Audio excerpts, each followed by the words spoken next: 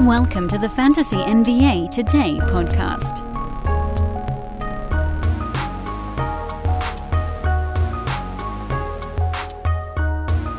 It's been another really nice week here on Fantasy NBA Today. Listenership numbers continue to really astound at this juncture of the year. So thank you all for tuning in. Happy Friday. Good weekend to you, depending on whenever you listen to this podcast. I am Dan Vespers, and this is a Sports Ethos presentation. Couple little tidbits to throw at you here before we dive into our daily topic. One, of course, is that I want you guys to keep checking out our baseball and our football dudes. Football's coming around now. Coming down the pike. It's about 2 months, I think, until NFL opening day. It's on a Thursday. I know that much about the NFL. JP, busting his hump, man. He's going to work on, I think he's got something coming out about every team on Twitter.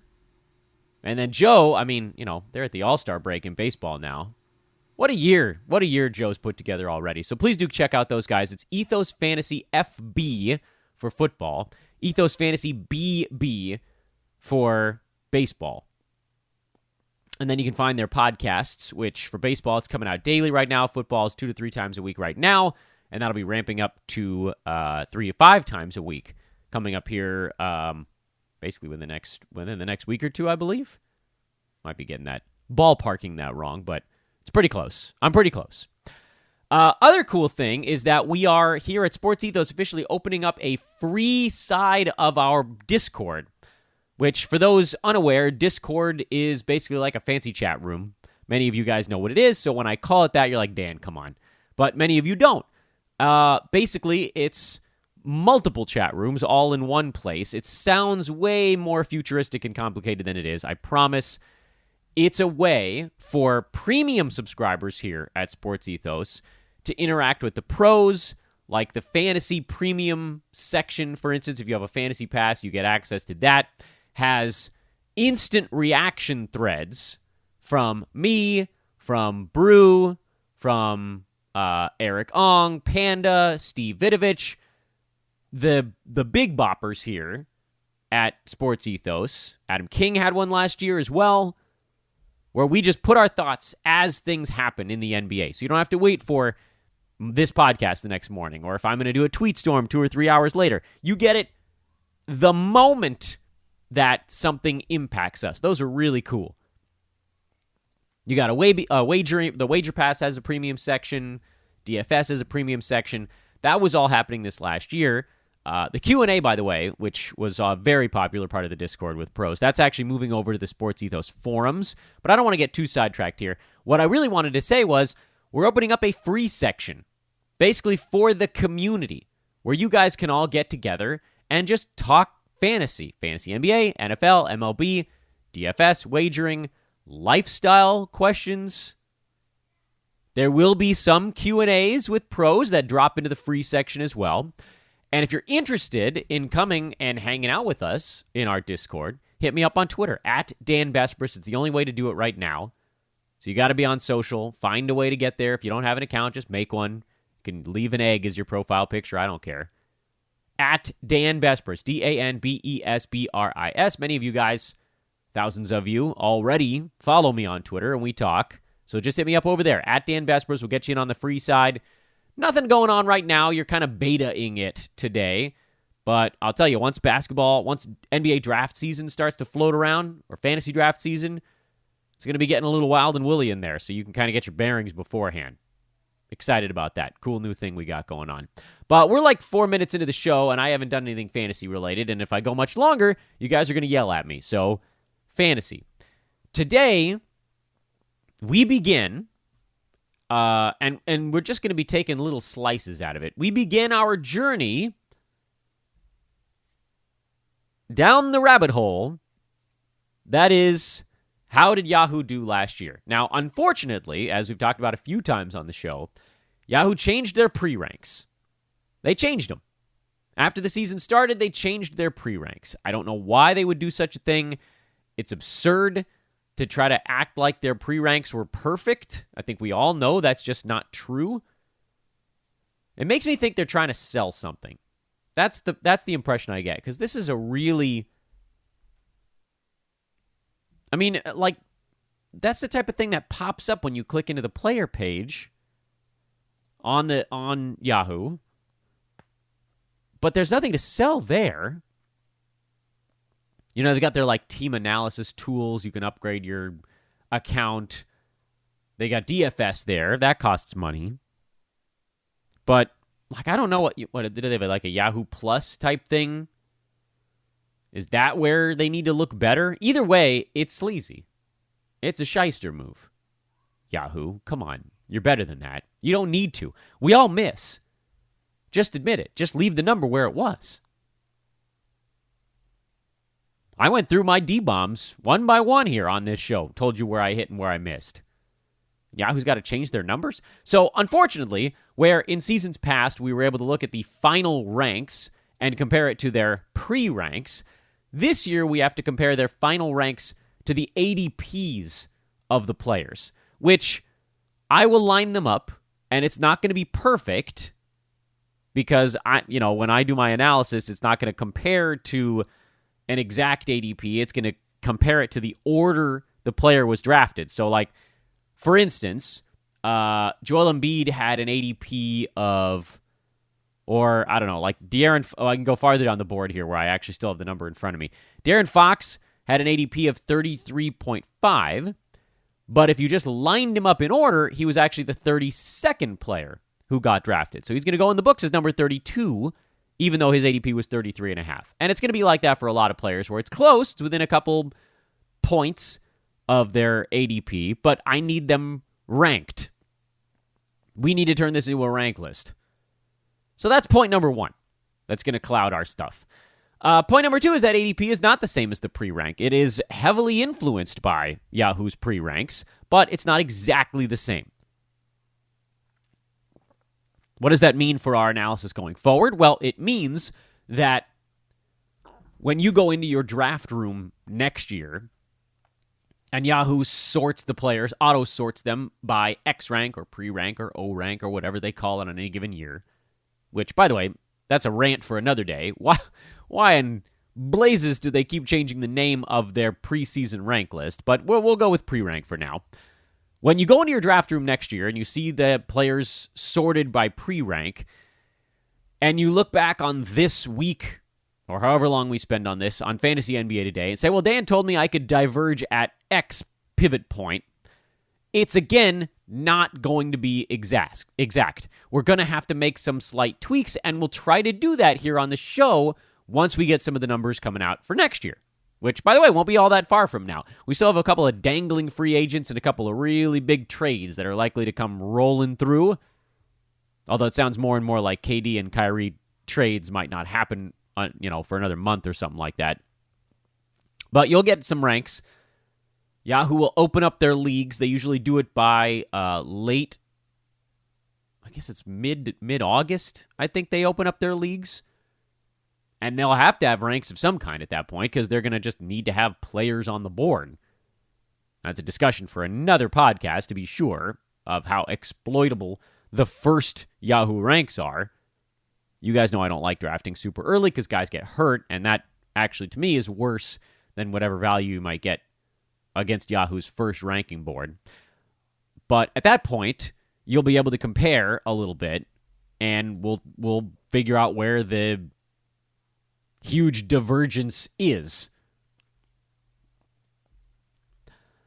I did a show about a month ago where we talked about what we're looking to learn from this How Did Yahoo Do breakdown, which this year is just How Did Everybody Do, since it's ADPs. And what we'll be looking at is, number one, we'll be looking at the difference between totals, per game ranks, and original ADP. So basically, how close did things get? We're going to be looking at basically a running average as you tally them all up. What's the average miss size? And it's always going to be a miss size, and it's basically going to be that you miss too early, because at the beginning of a draft, you really can't have hits. Like Nikola Jokic is a hit at number 1 because he's even better than a number 1 should be. But think about it from this perspective. If you draft him at 1, the best place he could possibly be is to stay at 1. He happened to do that, but that actually doesn't give you a positive.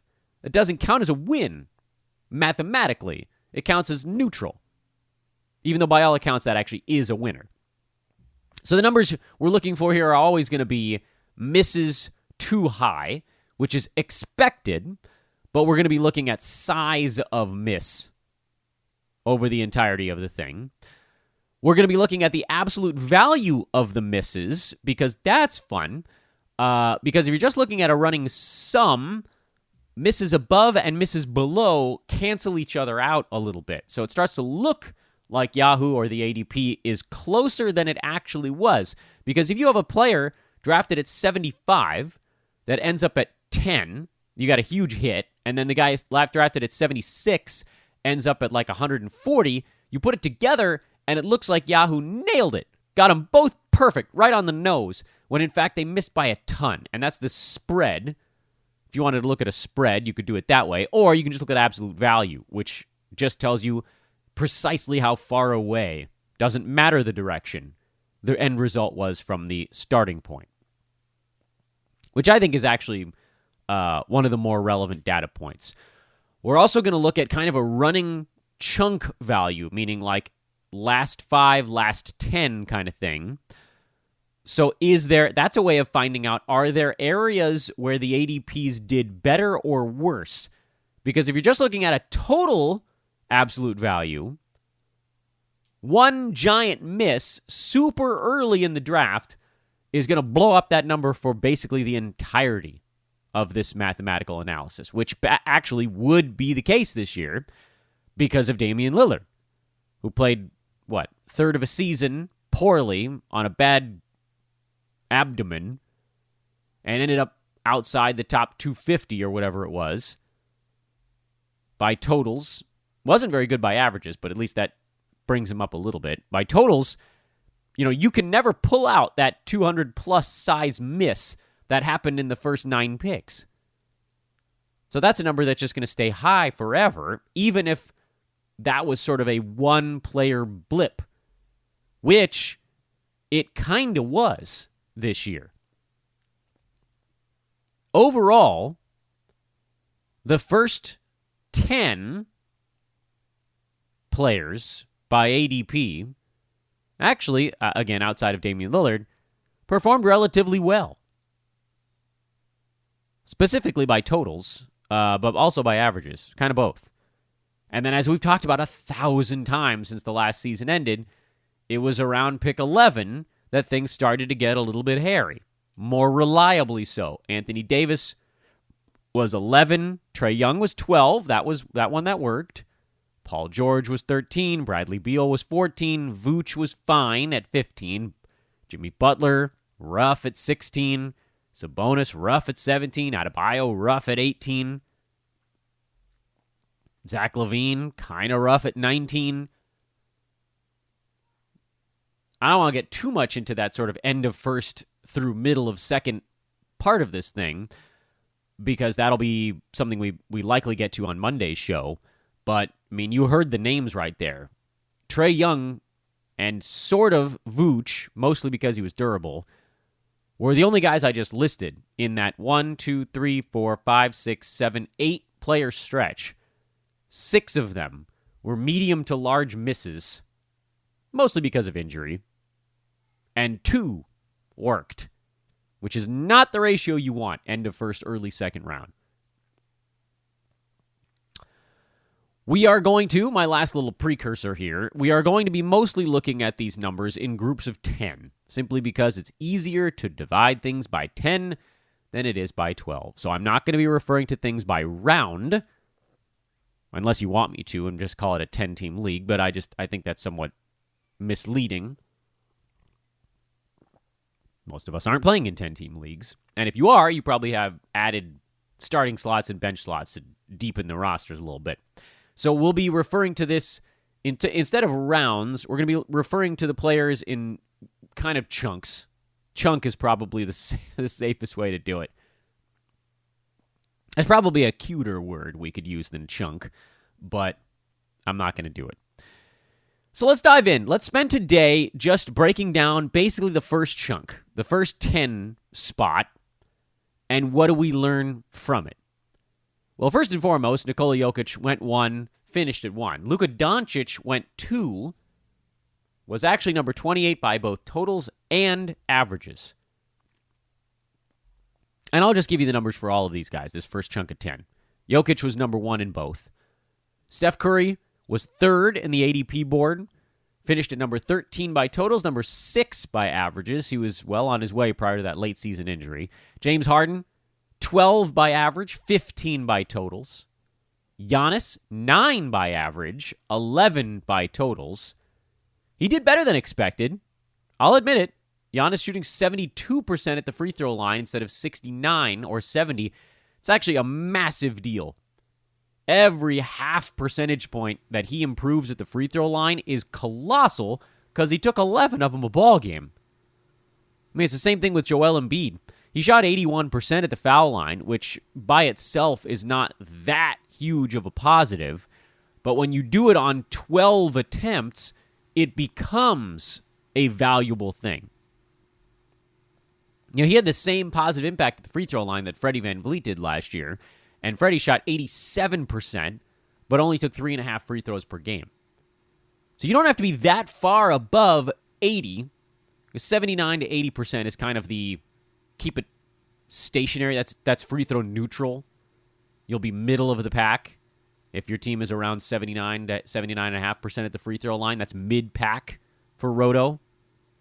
You don't have to be that far above that. We're talking 81%. But if you take a ton of them at 81%, that's really good. You end up near the top of your league. If it's only a couple, it just doesn't. Anyway, we don't have to get into weighted arithmetic on today's podcast, but suffice it to say that because he takes so many, 72% so many is way better than 70% so many. And if he somehow gets to 74%, well, now you're talking about a Giannis that could actually scrape his way towards the top 5, which we've talked about forever, how there's just no way he can get there until his free throw number is respectable. It's not that far off. But he still gets drafted 5th every year, which is a high watermark for him. And so I still can't really entertain the idea of it. That said, if you took Giannis 5th and he finished at 9 or 11 by totals, you can probably write that off as basically a hit. Kevin Durant, he was number 6. Number 2 by averages, 12 by totals. He was drafted 6th, I should say. Dame, 7th, ADP, 50 per game because he shot 40%. Outside the top 230 by totals. I don't even actually have the number. It's so far back down the board. I think Yahoo's has him at like 235, but it might have even been worse than that because of all the games missed. It's kind of unclear. Yahoo's board is super weird right now. Anyway, that one's obviously a massive, massive fail because he missed the entire season. Cat went 8th. He was number 7 averages. Great. He was durable again. He was 3rd by totals. Jason Tatum went 9th. He was 15th by averages. 5th by totals. Thank you, durability. And then, maybe the big surprise, Joel Embiid, number 10 ADP, 3 by average, and 2 by totals. That's the huge surprise right there. So there's some really good options in that 8, 9, 10 chunk. Cat, Tatum, Embiid, those guys all worked out pretty well, mostly because they played in games. And certainly the lesson of the first round is you need your guys that are out there. The guys that played games were the guys that posted big-time fantasy value at the front end here. And then, like Kevin Durant, he was so good that despite missing a ton of games, he still ended up near the end of the first round. Giannis was close. Harden's been tapering off. That's just a career arc. And then Steph had that one bigger injury, or he'd have been likely inside the top 5 as well. So what do we learn from this first 10? This is the important part, not just where they ended up. That's great and all, and I'm sure you guys enjoyed just hearing numbers as I spew them at you. But what did we learn? Well, if you're looking at by totals, you probably, well, either totals or averages, frankly, you probably want to go and slide over into the per tens and the absolute value per tens, which I realize is not super indicative because we're only looking at the first 10 right now. But the per 10 miss size was 27 slots. Sounds bad, huh? The absolute value per 10, meaning the total of all the misses divided by 10, because we're 10 picks in, was 30.5. What if, however, we take Damian Lillard out of the equation? How much does all of that shift on the totals number? The answer, of course, is a ton. If you pull Dame out, the per 10 miss size was minus 3.5. That's really close, actually. The absolute value, not quite as impressive, at 8.3, which I would actually argue is a tiny bit higher than you'd want. What we can learn from that is that, and we can see this too, and like I get it, this first 10 is sort of an exercise in just learning how we're going to break this stuff down. So today's episode is not our groundbreaking Friday weekend show or anything. And you just heard me talk about it a second ago. But what this first round actually ended up being was a series of small misses to the negative direction at the top and a series of small misses in the positive direction at the bottom. Kat, Tatum, Embiid, those guys were positives. Doncic, Curry, Harden, Giannis, KD, those guys were all small misses to the negative. Luka actually medium. Not so much a small miss. That's more of a medium miss. And that's why seeing the per 10 and the absolute value per 10 are both really important for analyzing what it actually meant. What it meant here, I would argue, is that, and again, we're working off ADPs and not pre-ranks, but these are very close. I think if you're looking at the pre-rank, I think Giannis might have been in front of Steph and Harden. I don't know. It doesn't matter. What we just learned from this last year, and this is with Dame out. We've removed him from the equation. I guess this is actually per 9 at this point instead of per 10. What we're learning here is that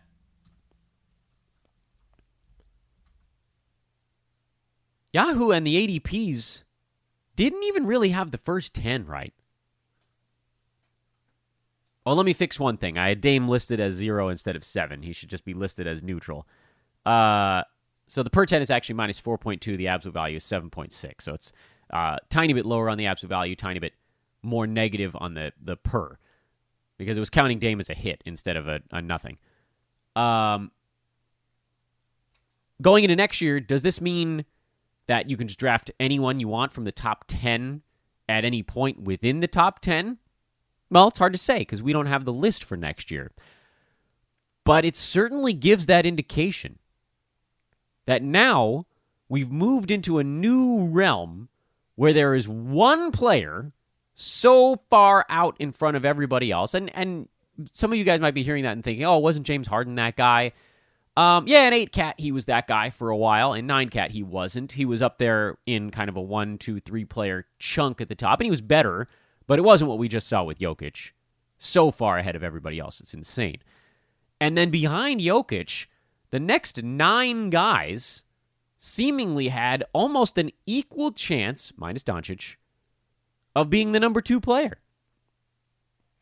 And we kind of knew that this last year coming into draft season. I happen to like Steph in that spot, and that was going relatively well prior to his injury. He was up there. Harden jumped up the board when Kyrie's vaccine stuff knocked him out, and then James went and got himself traded and didn't have as big of a job and was frankly pretty deferential to KD when those two guys were on the floor together. So Harden probably wasn't going to be in that top 3 or 4, but he was fine. He wasn't there.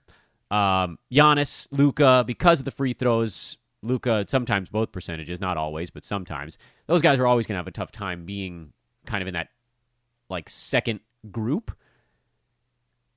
But you had a pretty good argument. It was like, okay, well, I think most people are going to lean towards Steph behind Jokic. And then you had some folks that were like, I'll take a shot on KD or Cat bouncing back.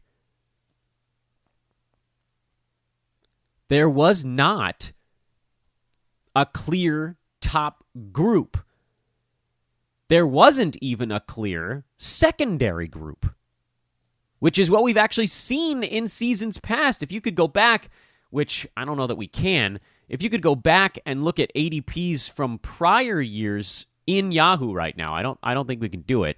But like if you look at the previous season, there was Jokic at the top, and then behind him, I mean, I think he was not this most recent season, but the previous one. I think it was like a 2 or 3 player discussion at the top of like Jokic and Steph and Harden were all at the top. Those 3. Was there anybody else in that group? I think Cat was actually up in that group at the very top. There was a real, legitimate discussion going on. And now, I don't know that we have that anymore.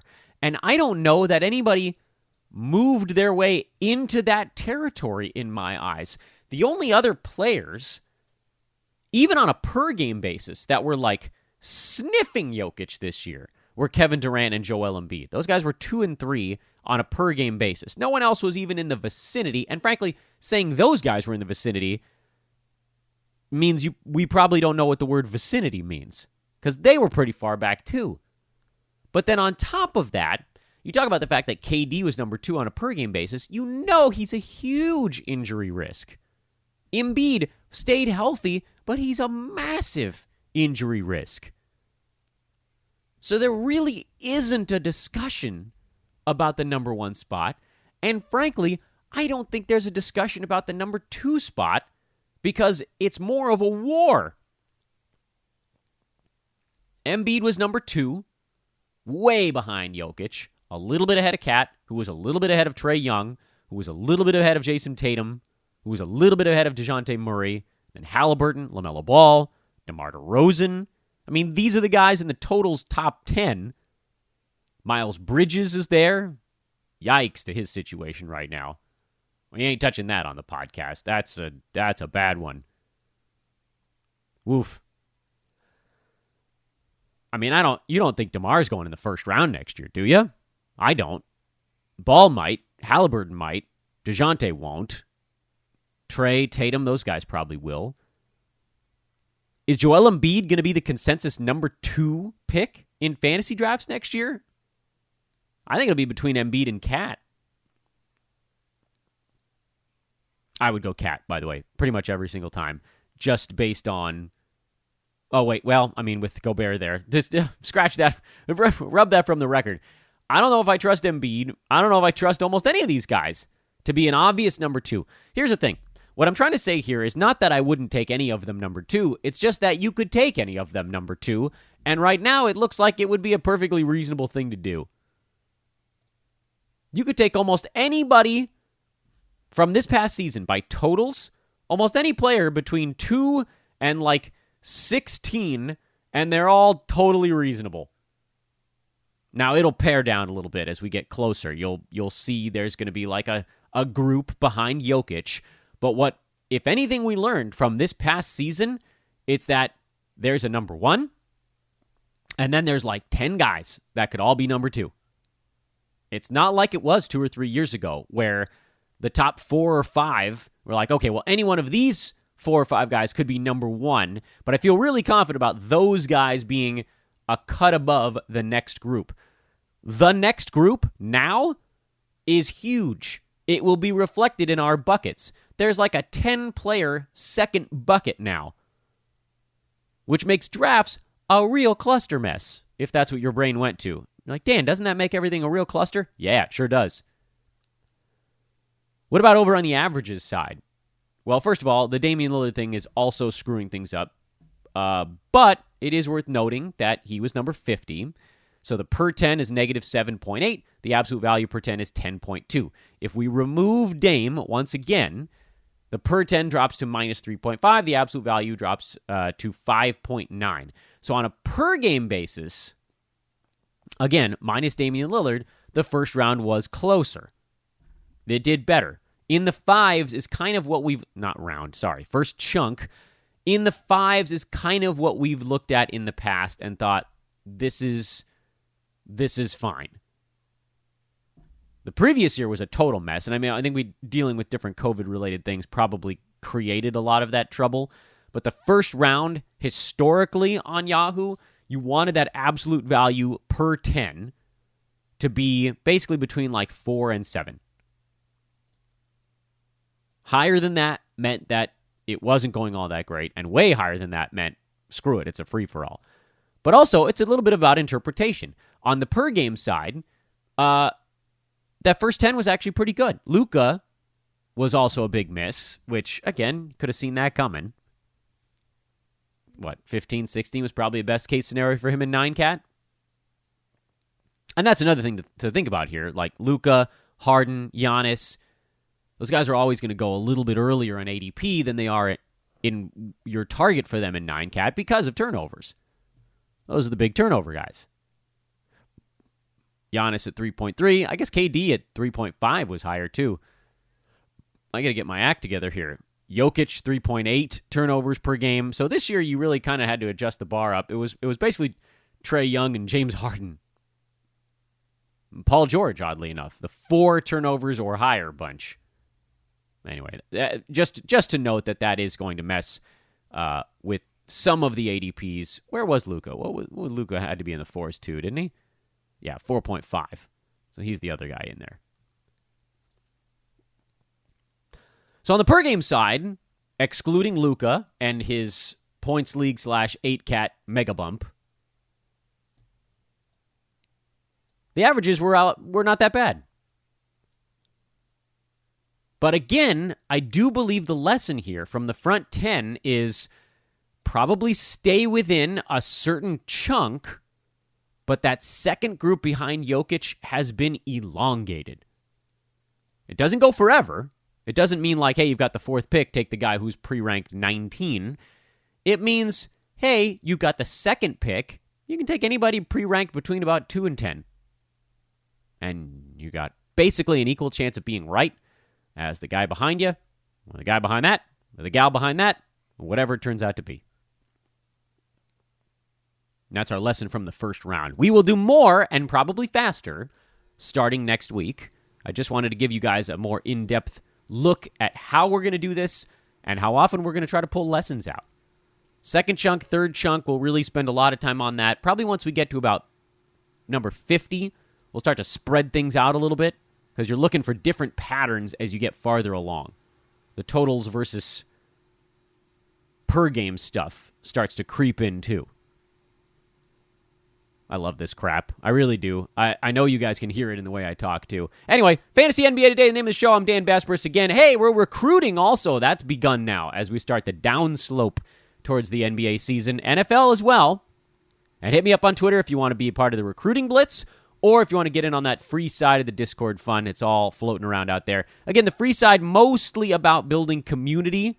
Pros will pop in every now and again. Mostly, however, about community. Pros generally spend their time over on the premium side.